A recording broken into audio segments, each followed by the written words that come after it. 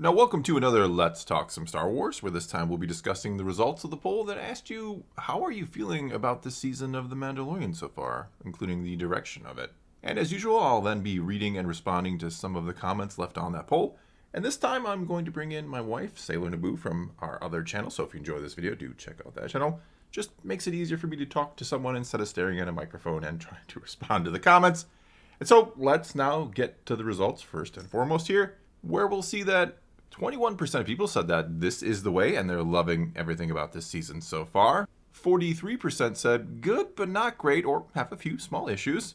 22% said not sure either way just yet and or find it pretty average so far. That then left 10% to say not really feeling it this season and or the direction is way off. And a final 3% saying everything about it has been terrible so far.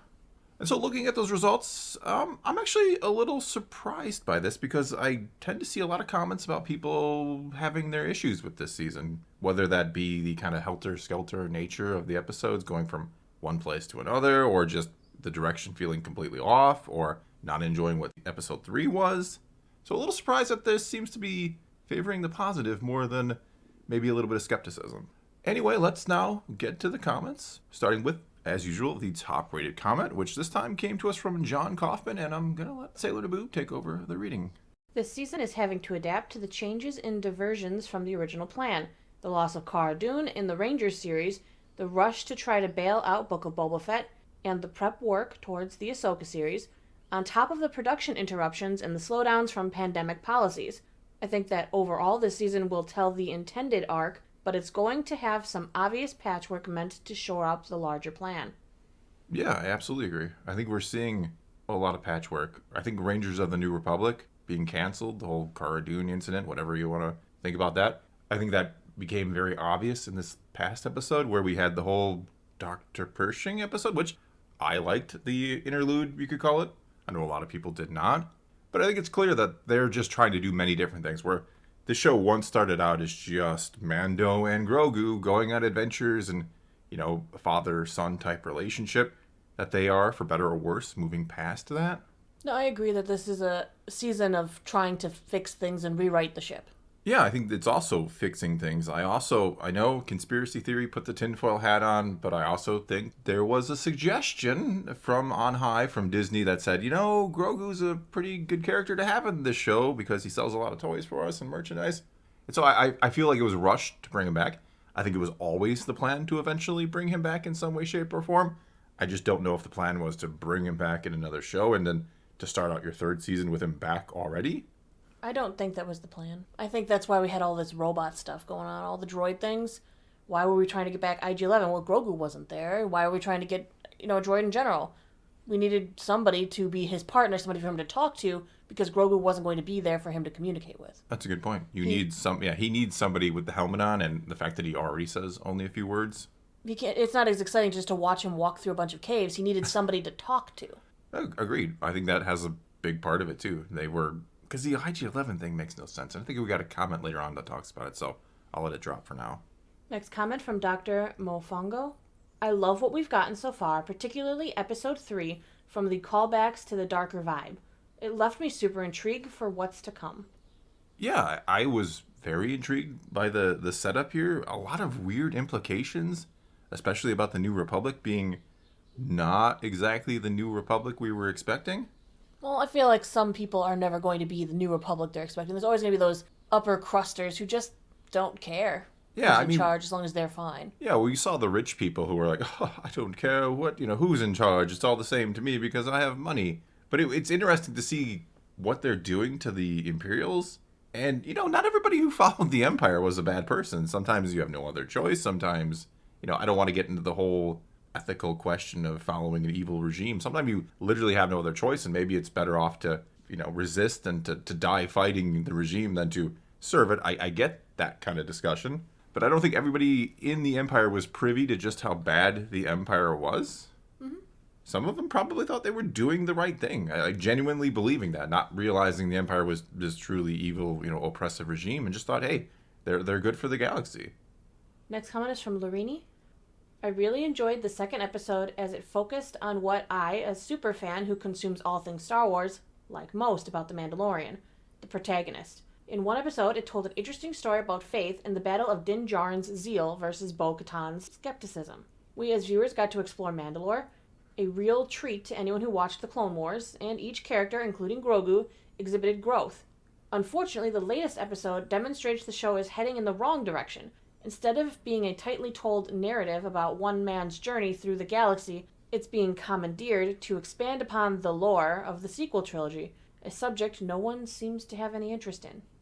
I don't know that that's exactly like the intent. I know that Dave and John have both conceded in a way that, yep, sequel trilogy's canon and we're going to have to deal with it to some extent. They've also talked about how things don't necessarily have to lead there. Our story could be going to another place, that it's a small blip on the larger galactic timeline and scale of things. Yes, it's a big event, but not everything has to lead there. So they've kind of been a little coy with it. They've acknowledged it's going to be canon, but they've also said we can do our own thing here. We got time to play. So I don't know so much that they're trying to set up the sequels as much as they're trying to set up their own story, and that it will take into account what happened in the sequels, for better or worse, depending on how you feel about those. So I don't know. I don't really see like the exact sequel setup. I just see they're trying to build a much bigger story with this time period. And unfortunately, again, depending on your point of view, The Mandalorian did start out as a smaller story. It started out as Din and Grogu going on adventures. It was a very adventure of the week style show with a loose overarching narrative, certainly. And so yeah, I'm not sure about the sequel setup so much. I think they're just trying to build this time period and they're trying to do their own story with the time period. Next comment is from JT. We've had 3 very different episodes so far. Episode 1 was a recap episode with not much story. Episode 2 was a great episode of The Mandalorian. Episode 3 was a great episode of The Doctor. I'm not sure which way we're headed, so I can't really say anything yet about the season so far. Yeah, that's kind of what I was saying at the beginning. There's this little helter-skelter nature where each week you're not entirely sure what kind of episode you're going to get. Whereas the first 2 seasons, and mind you, season 2 is very cameo heavy, but what I liked about that is it was always about Mando and Grogu. You know, it was always still their story. You might bring in Bo-Katan and Ahsoka and even Luke freaking Skywalker, or a Boba Fett who, you know, he kicked ass in his episode in the Mando. You brought in all these characters that it was still always Mando's story. So it was really, really strange to bring in Pershing and get a story about the Doctor, who I immediately think Doctor Who when I read it the first time. But, you know, it is weird to kind of get a Doctor story, Pershing story in the middle of an episode. He was important in the Mandalorian story. It just doesn't feel like he's important in the Mandalorian story at the moment. Yeah, and I certainly think it's all going to tie back into the bigger picture. I don't know that it ties directly to Mando himself as much as it feels like a setup for other things. Perhaps whatever is going to replace Rangers of the New Republic, assuming there's some sort of replacement for that. A lot of rumors right now that this season will set up another show. Not talking about Ahsoka and Skeleton Crew, which we know this season will tie into to some degree. So yeah, I think the problem is the show has become multi-purpose, right? It's not just about The Mandalorian anymore. It's about the time period. And changing that has... Some people don't like it. Some people do. It's all a matter of, did you just like the show as this little one-off you could watch each week? Or do you want to watch a show that ties into a much bigger picture? Next comment comes from Jonathan Grubbard. Oddly enough, I liked episode 3 because they had a little more writing prowess, even though it wasn't all about Mando. I personally feel like if they want to create a bigger narrative, then the writing should be better and deeper. I'm also fine with the writing not being deep if Din was just back to being a bounty hunter, because I loved the vibe of the first 2 episodes of season 1. Yeah, I like the first 2 seasons of The Mandalorian, which do have it has a more simplistic writing style, right? It's not exactly the most deep and, we don't have 10-minute conversations or 15-minute conversations. It's not one of those shows where it's very dialogue heavy. It's very character driven. It's more quest of the week. Mm-hmm. And so I get why, I have a lot of friends and family, go figure, every new episode they gotta text me or call me or talk to me in some way to tell me what they thought. And kind of the consensus I got from episode 3 is like, what was going on in that middle part? I found it boring, or I found it like really odd that we were with this doctor and it just felt like a different show because they were talking so much. And I'm like, and these are people who generally enjoyed Andor, for example. And I'm like, well, it's kind of just more of a setup. It's, there's bigger and better things to come with what they were setting up here. And once I kind of explain that to them, they're like, oh, so Mando's kind of changed. The show's kind of changing. It's going to be a little bit. Yeah, I'm like, it seems to be. So yeah, it's all a matter. Again, it's all a matter of like, did you just enjoy the show when it was a more simplistic show? Next comment from Area 1313. I liked this last episode a lot, especially it being an hour runtime. This season is off to a very slow start compared to the first two seasons, and it's weird because you think they would hit the ground running after like 3 years off the air. Yeah, I mean, each episode should be as long as it needs to be. Mm-hmm. If a half hour works, then so be it. And if 55-minute works, so be it. Yet, that said, it is nice to get a little more episode, right? It's nice to get 55 minutes, as long as it's a good 55 minutes. Because you don't want that 30-minute episode bloated to 50 minutes, and it feels like it's bloated. So I don't have an issue with slower, or quicker, I should say, episodes that are over in 35 minutes. It's just, you feel like there could have been more a lot of the times. It feels like they just rushed through it, and you're like, well, if you just slowing down a little bit here and there, you could add a little more characterization, perhaps, at times. So yeah, I'm fine with every episode being the length it needs to be.